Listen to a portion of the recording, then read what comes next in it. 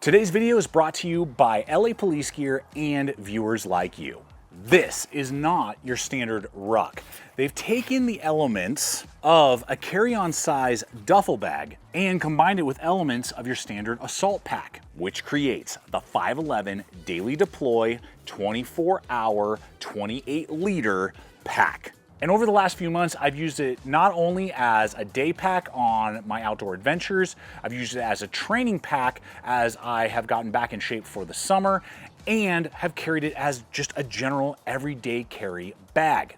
And so I'm looking forward to unpacking this hybrid bag and how it excels and where it falls short to help you determine if it's the right solution to start putting in rotation for your transportation needs when you need to haul gear from point A to point B. You regular viewers, thanks so much for joining me on another video. If you're new to the channel, I'm Aaron. This is Gideonstactical. Let's dive in. Now, the first thing that became clear to me right out of the gate with this pack is that it is very cubular. It is designed to be pretty square, which makes it easy to not only stand on its durable bottom, but makes it a little bit easier to lay out different gear items or to use in a more organized way for clothing if you're carrying this as your dedicated carry-on, which it is absolutely designed to be, not only because of its kind of dimensions, but also its actual sizing, coming in at 20 inches high, which is not only great for my 6'2" body and frame to fit well,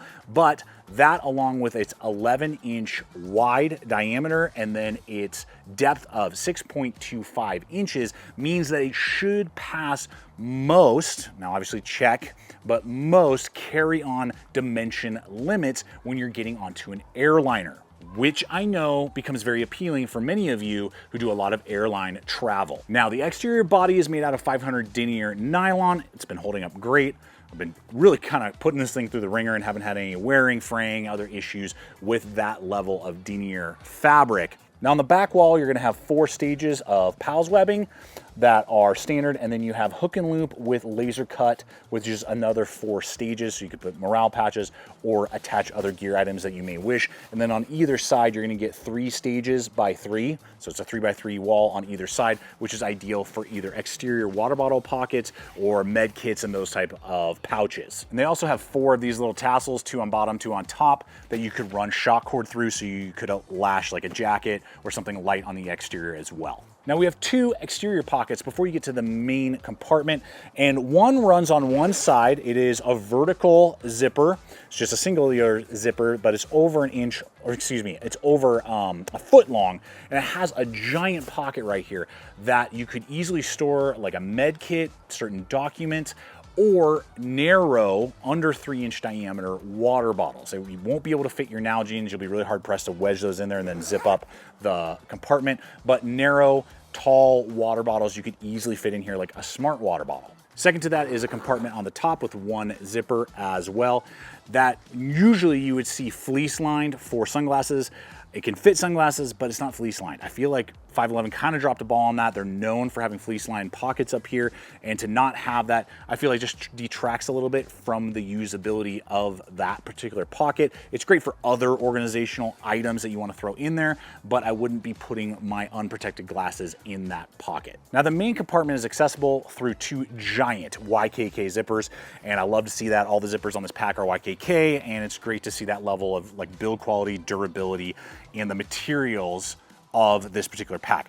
Now, this is where it starts to act a little bit more like a duffel bag or a carry-on bag and less like your dedicated rucksacks and backpacks and assault packs that we may be aware of.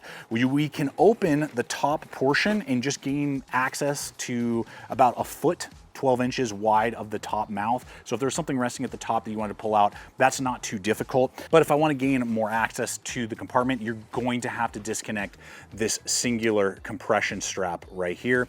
And for some people, it won't be that big an issue. I got used to it pretty quick. For some people, you're kind of like, I don't want to deal with compression straps to really gain access. I totally get it. So that is something just to consider there. Now, the compression straps, and there's like multiple features that these do that we'll talk about a little bit later, but I did use these and they mounted tripods very well and kept them stable while I was hiking. So that was a nice little feature there, and obviously compress or expand the bag.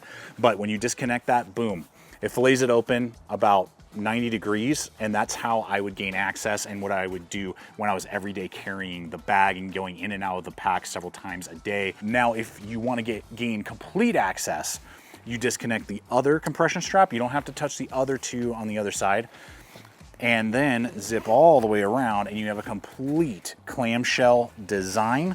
And this feels very much like a duffel or a travel carry-on style of bag. And again, I'm running in those dimensions, which is quite large. It has this kind of bathtub feel to it, making it very easy to lay out gear and organize it. So I was easily able to carry a brick for my camera equipment. So those of you who are photographers or videographers, this would be ideal if you have like your organized brick that you then want to put in a pack. The design of the bag really works well for that, and then still has space left over. You can put several, like my survival kit, water bottle, a few other things, and my lunch pail in here and carry it that way. Or though I have not yet traveled with it, it could easily handle like a spare set of running shoes and then carry several pieces of clothing. And that's accentuated in just a moment. We'll look at the organizational panel, but to finish up this side, we have hook and loop on the back side.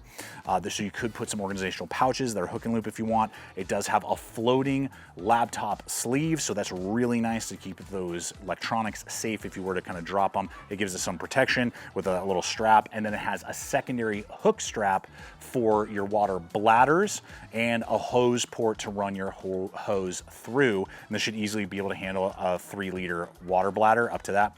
And that's really, if you're gonna use this as like a day pack and you see yourself doing that a lot, that's the ideal way to carry a lot of water. Now it can easily handle a small water bottle, as I said, with the pocket, or put a full size in the main compartment. But if you want a lot of accessibility, you don't have those exterior pockets to work with. So, but it is nice that they adapted to that. I've seen so many bags that don't offer like a hose port, and then you're kind of just SOL. Now on the back side here, this is where it's really cool, and again, it has this kind of like clothing layout. You can use it for all types of gear, but has a mesh pocket on top, great for like underwear and socks, a secondary one that would be great for like shorts and shirts, and then behind that you have a secondary one, third one I guess, that I was able to put like a raincoat in. You could put like 2 raincoats, you could put a couple pairs of pants in, that type of stuff, no problem, and gives it a lot more organization. You're not even using the depth of the main compartment. So that's really cool to see. Now as I zip this bad boy back up, and we're about to get to the different carrying options on how you transport a bag of this design. The value I feel like is definitely there in the sense of the materials, the size, and some of the unique features I just really haven't seen with that kind of layout. Now these are going for about $125, and I do appreciate LA Police Gear hooking me up with this particular model so I could test it out, show you guys pros, cons, help you determine if it's really the right choice for you. But at $125, it's definitely in the range of a lot of other 511 bags and other brands like them that are creating these kind of assault style packs. It just has a very unique layout, and we're getting YKK, and the 500D nylon is holding up really well. And at any point in time, if you do feel like this is the right pack that you want to try out in different scenarios, I will have the link over to the LA Police Gear website, as well as my exclusive 10% off promo code that you can apply towards your purchase. Now we do have a singular grab handle on top that's reinforced, easy to transport or easy to hang the bag from. It does have a semi-rigid polymer frame back in here. You can kind of feel it, but you also are able to move it. You can see right there. Now it's gonna have those 2 straps, has lots of MOLLE attachments all the way down, great stitching and webbing to help carry loads that I've been doing about like 20 pounds or less is what I've usually carried in this, but it easily carries that load and disperses it. The sternum strap goes perfectly across my sternum, and I'm a larger guy, again at 6'2", about 215 pounds. Now even though the load bearing capability is comfortable, this is kind of standard that we see a lot with rucksacks, and particularly from 511. You just have slick nylon on the back of the shoulder straps and on the back panel. Let's see, really sweaty. Would have been nice to have channels of breathability right there. So it's a sweat magnet. You're gonna sweat with this, particularly if you're using it on a hike or doing any sort of like working out with it, that type of stuff, you know, carrying it just to put some weight on your back while you're going up staircases, things like that. It would have been great to at least have the shoulder straps have some sort of mesh, and it would been great to have some sort of panel back here, channeling, something like that to just mitigate some sweat. Now, I understand why they didn't do that, because it has the secondary pocket back here that you could run a water bladder, different things through if you need to, but it's really designed for the shoulder straps to tuck away, and then it becomes like a really streamlined duffel bag, and that will alleviate some snag points depending on how you want to use the bag, in conjunction with the tier system that 511 has with the compression straps. So you can actually lash this to a larger pack in the tier series that is adaptable, and add an extra 28 liters to any 511 bag, and that streamlines that process. So that's a cool feature to have. So there it is, the Daily Deploy backpack from 511. It's a really unique hybrid system that I think for certain people you'll really connect with. You can be like, man, this is like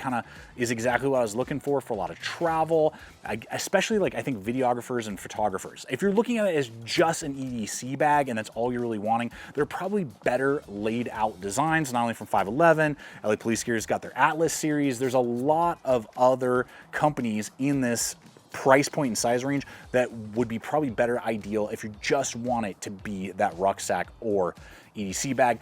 But the layout and the versatility of it being a travel bag but still operating and functioning like a high-performing rucksack does give it this really special niche that I think a lot of people could see a lot of value in on their different travels and adventures. But leave a comment below. I look forward to knowing your guys' thoughts, particularly if you own the Daily Deploy series and this particular pack. What has been your thoughts? What's been your experience? I always appreciate your guys' data and feedback. Thanks for hanging with me today. I hope it's been fun and entertaining and giving you the data you need to make a wise choice. Appreciate you guys. Check out the other video. Subscribe if you haven't yet. And until next time, always remember, stay equipped, stay prepared, and I'll see you out there.